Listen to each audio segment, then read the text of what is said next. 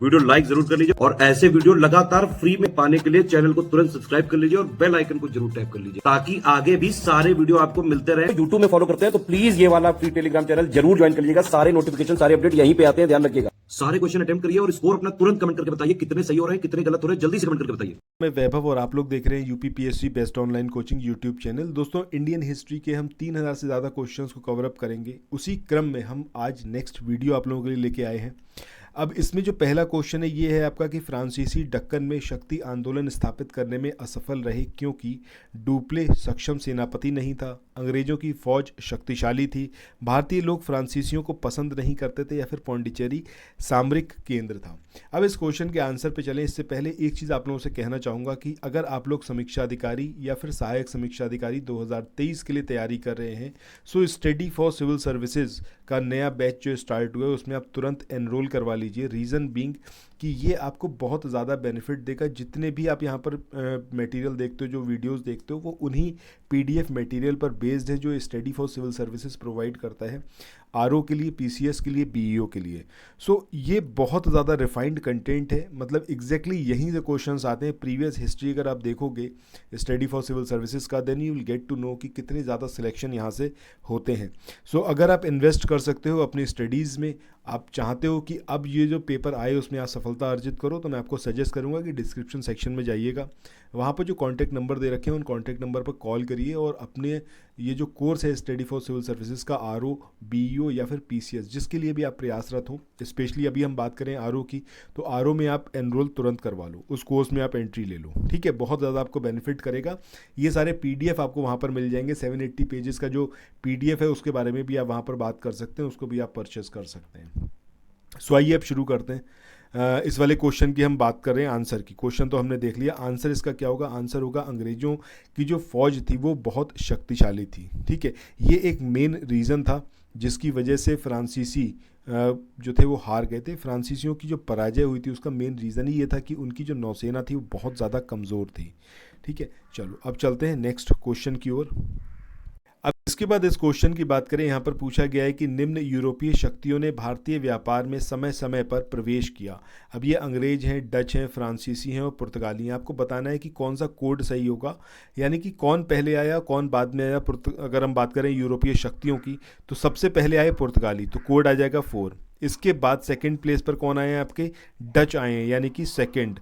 उसके बाद third place पर आए हैं आपके अंग्रेज, यानी कि 1। उसके बाद फोर्थ प्लेस पर आपके फ्रांसीसी, यानी कि थर्ड। तो कोड क्या होगा? 4213, that will be the code, ठीक है।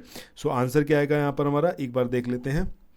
सो ऑप्शन बी है, ये हमारा आंसर आएगा 4213। इसके बाद अगले क्वेश्चन की तरफ मूव ऑन करते हैं। इस क्वेश्चन में यहाँ पर आपको 2 लिस्ट दे रखी हैं और इसमें एक तरफ आपको प्लेसेस दिए हुए हैं और एक तरफ आपको बताना है कि ये किससे एसोसिएटेड रहे थे ये, ठीक है। तो सबसे पहले यहाँ पर अगर हम बात करें किसकी, पौंडीचेरी की, तो पौंडीचेरी ये आपका एक फ्रेंच के अंडर में रहा था ये जगह। इसके बाद गोवा की बात करें, किसी को मुझे लगता नहीं कोई डाउट हो सकता है कि पुर्तगालियों का यहाँ पर आधिपत्य रहा था और इंडिया जब आज़ाद हो गया उसके बाद भी काफ़ी समय तक पुर्तगाली के अधीन ही रहा था गोवा। इसके बाद ट्रानकेवार की बात करें तो ये ट्रानकेवार है, ये आपका किसके अंडर रहा? ये डेनिश या फिर डैन के अंतर्गत रहा था। और सद्रास की बात करें तो ये आपका डच के अंतर्गत रहा। तो यहाँ पर जो हमारा इसमें सही कोड आएगा या फिर अगर हम कहें तो सही मिलान आएगा, वो क्या आएगा वो एक बार देख लेते हैं कि ए का सेकंड के साथ आएगा, बी का थर्ड के साथ में, सी का 4 के साथ में और डी का 1 के साथ में। इसके बाद अगले क्वेश्चन की बात करें, यहाँ पर पूछा गया है कि निम्नलिखित में से कौन एक मुगल सम्राट द्वारा नियुक्त बंगाल का अंतिम गवर्नर था? ये सरफराज खान थे, ये मुर्शीद कुली खान थे, ये अलीवर्दी खान थे या फिर ये शुजाउद्दीन मोहम्मद खान थे? तो सही आंसर यहाँ पर हमारा क्या होगा? मुर्शीद कुली खां। अगर हम बात करें फारुखशियार की, जो कि 1717 में सत्ता में था, तो फारुखशियार के टाइम पर मुर्शीद कुली खां इसको गवर्नर बनाया था, ठीक है। किसने बनाया था? फारुखशियार ने ही बनाया था।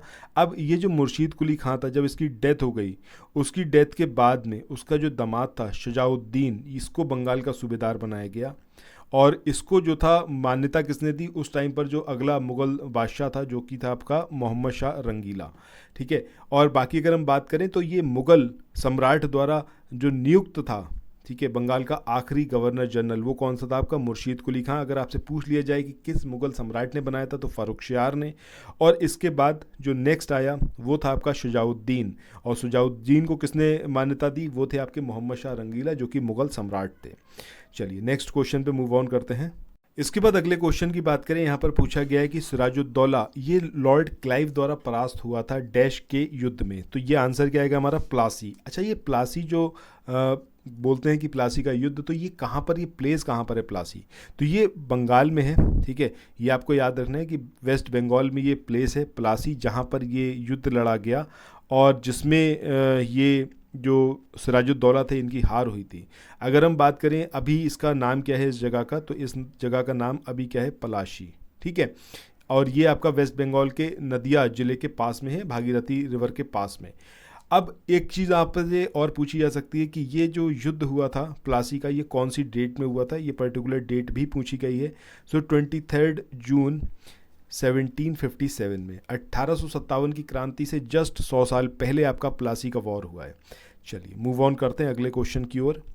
इस क्वेश्चन में यहाँ पर पूछा गया है कि निम्न में से किसे स्वर्ग से उत्पन्न सेनानायक कहा गया है? तो ये रॉबर्ट क्लाइव को कहा गया है, यानी कि ऑप्शन बी जो है वो यहाँ पर हमारा सही होगा, ठीक है। चलिए नेक्स्ट क्वेश्चन की तरफ चलते हैं। इस क्वेश्चन में यहाँ पर आपसे पूछा गया है कि निम्नलिखित में से किसने अपनी जो राजधानी थी उसको मुर्शिदाबाद से मुंगेर स्थानांतरित किया था? अब ये अलीवर्दी खान है, ये सिराजुद्दौला है, मीर जाफ़र है, या फिर ये है मीर कासिम।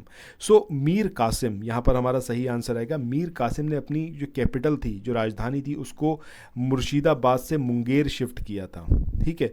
अब क्यों शिफ्ट किया था? क्योंकि वो मतलब वहाँ का जो एनवायरनमेंट था, जो एक बड़ा कॉन्स्पिरेसी से युक्त एनवायरनमेंट था मुर्शिदाबाद का, उससे वो छुटकारा चाहता था। तो कलकत्ता से वो दूर रहना चाहता था ताकि जो अंग्रेज हैं वो ज़्यादा इंटरफेयर ना करें उसके रूल में। तो सही आंसर हमारा क्या आएगा? Option D. इसके बाद अगले क्वेश्चन की बात करें, यहाँ पर पूछा गया है सबसे अधिक निर्णायक युद्ध जिसने अंग्रेजों के भारत में प्रभुत्व को संस्थापित किया। ये बक्सर का युद्ध था, प्लासी का था, वांडीवाश का था, या फिर ये पानीपत का था? तो सही आंसर क्या आएगा हमारा? बक्सर का युद्ध। अब ये बक्सर का युद्ध कब हुआ है? ये हुआ है आपका 22 अक्टूबर 1764 को। इसके बाद अंग्रेजों का आधिपत्य जो है वो पूरी तरीके से बंगाल पर हो गया था। ये काफ़ी इंपॉर्टेंट था। इस युद्ध में अगर हम बात करें अंग्रेज़ों की तरफ से कौन लीड कर रहा था, तो यहाँ पर ये नाम ज़रूर याद रखिएगा, हेक्टर मुनरो। ये क्वेश्चन पूछा गया एग्जामिनेशन में कि किसने यहाँ पर अंग्रेज़ों की तरफ से लीड किया था, तो ये याद रखना है, हेक्टर मुनरो। और अगर बात करें कि दूसरी साइड में कौन कौन लड़ रहा था, तो मीर कासिम थे। अवध का जो नवाब था शुजाउद्दौला वो लड़ रहा था, और अंग्रेज़ों के खिलाफ जो मुग़ल सम्राट थे उस समय शाह आलम सेकंड, तो ये शाह आलम सेकंड, अवध के नवाब शुजाउद्दौला और मीर कासिम, इनकी पूरा एक ग्रुप था जो एक साइड में था और दूसरी साइड में थे अंग्रेज, ठीक है। तो आंसर हमारा क्या आएगा? बक्सर का युद्ध। ये तारीख याद रखनी है आपको, 22 अक्टूबर 1764। इसके बाद अगले क्वेश्चन की बात करें, यहाँ पर पूछा गया है कि बक्सर की जब लड़ाई हो रही थी उस टाइम पर बंगाल का नवाब कौन था? तो बंगाल का नवाब उस समय कौन था? आपका मीर जाफ़र, यानी कि ऑप्शन बी जो है वो यहाँ पर हमारा सही आंसर होगा। इसके बाद आज के इस वाले सेशन के आखिरी क्वेश्चन की बात करते हैं। यहाँ पर पूछा गया है कि अंग्रेजी ईस्ट इंडिया कंपनी द्वारा लड़े गए निम्नलिखित युद्धों में से कौन सा सर्वाधिक निर्णायक था? तो अभी हमने इस युद्ध की बात करी है, ये है आपका बक्सर का युद्ध जो कि सर्वाधिक निर्णायक था, जिसके बाद अंग्रेज जो थे वो यहाँ पर ऑलमोस्ट पूरी तरीके से जम गए थे, ठीक है। मतलब जो बंगाल वाला एरिया था वो पूरा इनके अंडर में आ गया था। सो आंसर हमारा क्या आएगा? Option A. सो इसी के साथ आज के इस वाले सेशन को यहाँ पर एंड करते हैं, फिर मिलते हैं नेक्स्ट वीडियो में।